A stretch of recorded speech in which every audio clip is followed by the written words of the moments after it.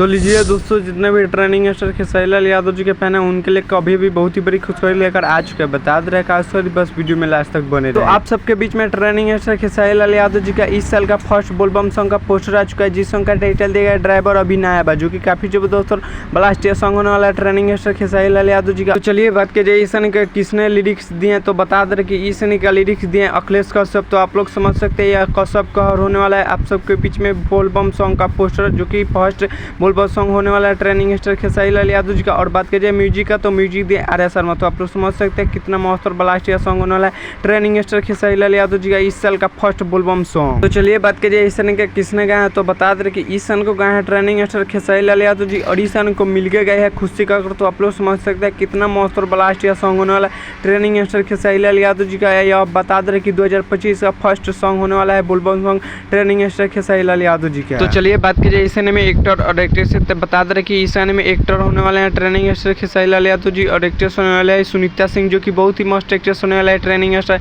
खेसारी लाल यादव जी के साथ। और ये बहुत ही ब्लास्ट सॉन्ग होने वाला है ट्रेनिंग स्टार खेसारी लाल यादव जी का इस साल का फर्स्ट बोलबम सॉन्ग। तो बता दें कि ट्रेनिंग स्टार खेसारी लाल यादव जी का बहुत ही दिन से एक फोटो वायरल हो रहा था कि बोलबम सॉन्ग कब आएगा और कब लेकर आ रहे हैं ट्रेनिंग स्टार खेसारी लाल यादव जी।